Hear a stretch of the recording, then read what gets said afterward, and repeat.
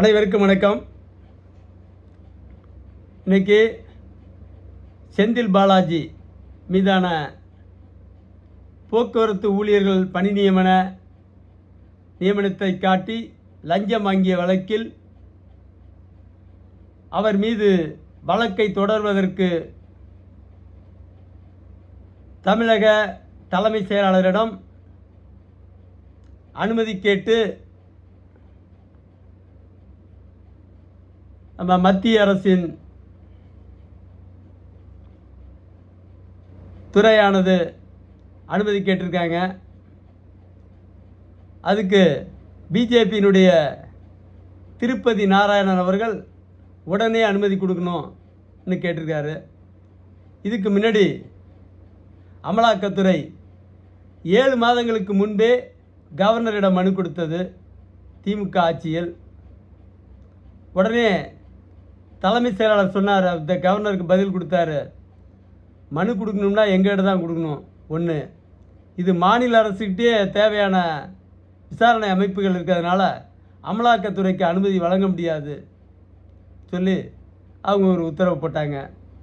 வழக்கு நடத்துகிறதுக்கு அனுமதிக்க மாட்டேன்னு சொல்லிட்டாங்க செந்தில் பாலாஜி மீது. இன்றைக்கி புதிய அரசு விஜய் அவர்கள் பொறுப்பேற்றிருக்கிறார். என்ன செய்ய போகிறார்? பிஜேபியினுடைய நோக்கம் என்ன? கடந்த 12 வருஷமாக ஆட்சியில் இருக்கான் 56 இன்ச்சு மோடி அவர்கள். ரொம்ப யோக்கிய மாதிரியே பேசிகிட்டு இருக்கானோ. இந்திய வரலாற்றில் யோக்கியனையே பார்க்க முடியல. அந்த ஜவஹர்லால் நேரு, அடுத்தது லால் பகதூர் சாஸ்திரியோடு முடிஞ்சு போச்சு. அதுக்கு பிறகு நேர்மையான பிரதமர்கள்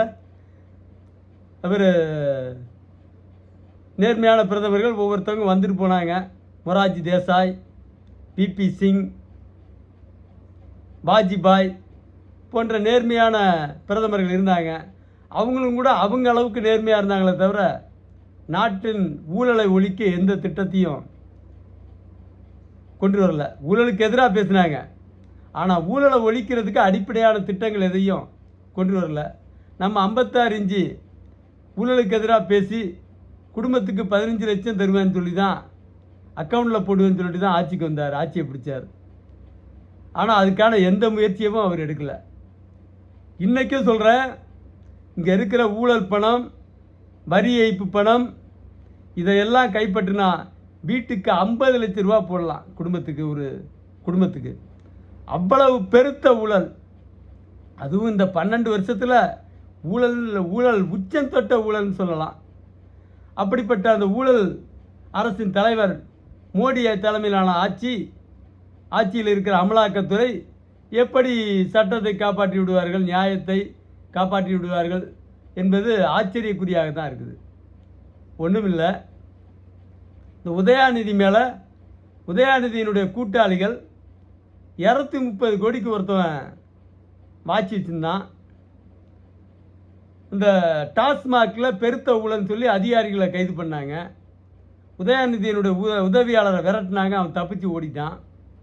அடுத்த இலக்கு உதயாநிதினு போகிறப்ப முதலமைச்சராக இருந்த ஊழலின் அடையாளம் ஸ்டாலின், அண்டப்புலிகன் ஸ்டாலின் நேராக தனது தெலுங்கு கூட்டாளியான சந்திரபாபு நாயுடுவை அழைத்து கொண்டு பிரதமர் மோடியை சந்தித்து அந்த விசாரணையை அப்படியே நிப்பாட்டிட்டான். அப்போ என்ன புடுங்கின வேலை பார்த்துக்கிட்டு இருந்துச்சு அமலாக்கத்துறை? என்ன கிழிச்ச? டாஸ்மாகில் ஆண்டுக்கு 2 லட்சம் கோடி அளவுக்கு ஊழல் நடக்குது. நீயும் பெருத்த ஊழல் நடக்கிறதா காட்டின. என்ன ஆச்சு விசாரணை? சிதம்பரம் காங்கிரஸ்காரன். இத்தனைக்கும் அவங்க குடும்பமே வெள்ளைக்காரன்ட்ட நக்கி பிழைச்ச குடும்பம் அது. சுதந்திர இந்தியாவில் யாரை பிடிச்சா காசு பார்க்கலான்னு பார்க்கும்போது காங்கிரஸ் கட்சிக்கு வரணும். திரும்ப வெள்ளைக்காரன் பின்னாடி நிற்க முடியாது.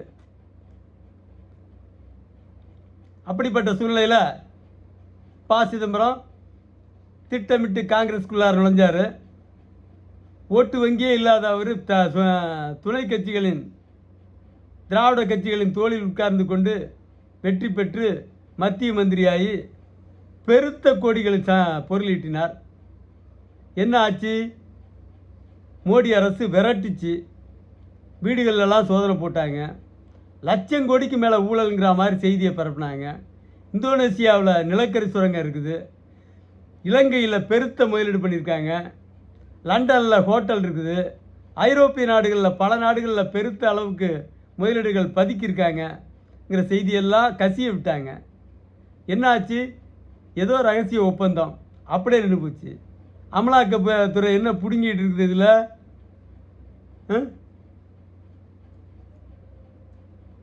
மத்திய அரசினுடைய லட்சணமா இது? இந்தியாவிலேயே எங்கேயும் இவ்வளோ ஊழலை தடுத்தா மாதிரி தெரியல. தன்னுடைய அரசியல் எதிரிகளை அடக்குவதற்கு ஒடுக்குவதற்கு ஆம் ஆத்மியினுடைய தலைவர் மீது ஒரு புகாரை பரப்பி அவரை கைது பண்ணி அந்த ஆட்சிக்கு முடிவுரை எழுதியது பாஜக. அந்த கட்சியினுடைய 7 எம்பிக்களை அபகரித்து கொண்டது மிரட்டி. இப்படித்தான். வேறு என்ன சாதனை மோடி அரசினுடைய சாதனை? எல்லா இடங்களிலும், குறிப்பாக இப்போ செந்தில் பாலாஜியை மட்டும் நீங்கள் என்னத்தை கிழிக்க போகிறீங்க? கூப்பிட்டு மிரட்டி அவளை மெல்லமாக உங்கள் கட்சியில் சேர்த்துக்கலாமான்னு பார்ப்பீங்க. சேர்த்துக்கிட்டா அந்த இதில் ஜெயிச்சிடலாமா, கோவை மண்டலத்தில் ஜெயிச்சிடலாமா பிஜேபிங்கிற மாதிரி கணக்கு போடுவான். வேறு எந்த இலக்கும் மோடி அரசுக்கோ பிஜேபி அரசுக்கோ இல்லை. அவன்கிட்ட தேசப்பற்றும் கிடையாது, தெய்வ நம்பிக்கையும் ஒழுங்காக இருக்கிற மாதிரி தெரியல. மகாத்மா காந்தியை சுட்ட கும்பல், தேசப்பிதா இந்த மண்ணுக்காக போராடினார். ஆனால் அவரையே சுட்டு கொன்று விட்டு இந்த தேசத்திற்கு விரோதமான போக்கு கொண்டவர்கள் பாஜகவினர். அவர்களுக்கு தேசப்பற்றும் இல்லை, தெய்வப்பற்று இருக்கா மாதிரி இல்லை, அவன்கிட்ட நேர்மையும் இல்லை. இப்போ கூட அண்ணாமலை பேசுகிறான், விஜயோட ஸ்கூலில் ஹிந்தி வகுப்பு இருந்துச்சு. அவன் தனியார் பள்ளி ஹிந்தி வகுப்பு இருந்தான்னா பிரெஞ்சு வகுப்பு இருந்தான்னா. மூதேவி, நீ எதுக்கு அல்லல் படுற? ஹிந்தி எதுக்குறியா நீ? உன்னுடைய ஒரே இலக்கு அந்த கட்சியில் இருக்க ஒருத்தன் கூட நல்லவன் இல்லைங்கிறதுக்கு இந்த அண்ணாமலை உதாரணம். பிஜேபியில் போய் யோக்கியம் நல்லவனுக்கு அங்கே என்ன வேலை? அவனுடைய ஒரே இலக்கு தமிழ் மொழியை அனுப்பிச்சிடணும், தமிழ் மண்ணை சிதைச்சிடணும், தமிழ் இனத்தை இன்னமும் இழிவுபடுத்துகிற. அதை தவிர அவனுக்கு வேறு எண்ணம் இல்லை. காங்கிரஸ்காரனுக்கும் அதே இலக்கு, பிஜேபிக்காரனுக்கும் அதே இலக்கு. தேசப்பிதா வழிநடத்திய காங்கிரஸை இன்றைக்கி ஒரு களவாணி கூட்டம், எங்கேருந்தோ இத்தாலியிலேருந்து வந்த ஒரு திருட்டு கூட்டம், கொலைகார கூட்டம், நாசக்கார கூட்டம் இந்த காங்கிரஸை கைப்பற்றி வச்சுருக்கான். இவன் எப்போதுமே மக்களுக்கு விரோதமானவன், நேர்மைக்கு விரோதமானவன் பிஜேபி. தமிழ் மொழியை அழிக்கணுங்கிறதுல வெறி பிடிச்சி அலைகிறான். அந்த மாதிரி பிஜேபிக்காரன் இன்றைக்கி செந்தில் பாலாஜியை விசாரிக்கிறது எதுக்கு? நேர்மைக்காகவா? ஊழலை அம்பலப்படுத்தவா? இந்த நாட்டில் மொத்தமும் ஊழல். எந்த இடத்துல ஊழல் இல்லை? வேலூர் மாவட்டத்தில் ஒரு கூட்டுறவு வங்கியினுடைய செக்ரட்டரி, பெண் செக்ரட்டரி, அவள் வருமானத்துக்கு அதிகமாக 500 கோடி வச்சுருக்கா. கண்டுபிடிச்சி வழக்கு இருக்குது. நீ என்ன பண்ணணும்? இந்தியா முழுக்க இருக்கிற எல்லா செக்ரட்டரியும் பார்க்க வேண்டாமா? இவன் எப்படி 500 கோடி சம்பாரிச்சா? எப்படி வந்துச்சு இவ்வளோ பணம்? எப்படிலாம் திருடுனா? அம்பலப்படுத்திருக்கீங்களா? ஊழலை மறைக்கிற ஊழலை இங்கே இருக்கான். தங்கத்தை கடத்திட்டு வரான். 3 கிலோங்கிறான், 5 கிலோங்கிறான், 8 கிலோங்கிறான். தங்கத்தினுடைய அளவை சொல்கிறான், அதனுடைய விலை மதிப்பை சொல்கிறான் சுங்கத்துறை. ஆனால் கைது செய்யப்பட்டவர்களுடைய பேரை கூட சொல்ல மாட்டேங்கிறான். முகத்தெல்லாம் காட்டணும். எங்கேயோ ஒரு விபச்சாரிகளோட முகத்தை வெளியில் கொண்டு வந்து காட்டுறீங்க. சின்ன குழந்தைங்களை கூட வெளியிடுறீங்க கொஞ்சம் கூட தயக்கம் இல்லாமல். இந்த கல்லூரி மாணவி, பாதிக்கப்பட்ட கல்லூரி மாணவியுடைய டேட்டாவை எல்லாம் வெளிப்படுத்துகிறீங்க. ஆனால் இங்கே கோடிக்கணக்கான தங்கத்தை கடத்திட்டு வந்து கொள்ளையடித்த கொள்ளை கும்பலை பத்திரிகையில் பார்த்தா அந்த கொள்ளையடித்த தங்கத்தினுடைய எடை, அதனுடைய விலை போடுறானே தவிர அதை கொள்ளையடிச்சிட்டு வந்தவனுடைய பேரை கூட போட மாட்டேங்கிறான், புகைப்படத்தை காட்ட மாட்டேங்கிறான். அப்படியாப்பட்ட அரசு தான் இன்றைக்கி பிஜேபி அரசு. அது அந்த சுங்கத்துறை அவங்க கையில் தான் இருக்குது. இவன் நீ செந்தில் பாலாஜி அழைச்சிட்டு போய் நீ என்ன கிழிப்பன்னு எங்களுக்கு தெரியும் மோடி. தமிழ்நாடு இந்தியா முழுக்க நீ என்ன பண்ணிகிட்டு இருக்க? மிரட்டி அவனை பணிய வைக்கிறது தான் அவனுடைய வேலை, உன் கட்சிக்கு சாதகமாக மாற்றுறது. அதை தவிர நீ எதையும் செஞ்ச மாதிரி தெரியல. அதனால் விஜய் அரசு ஆழ்ந்து சிந்தித்து சரியான முடிவை அவர்கள் எடுக்க வேண்டும்.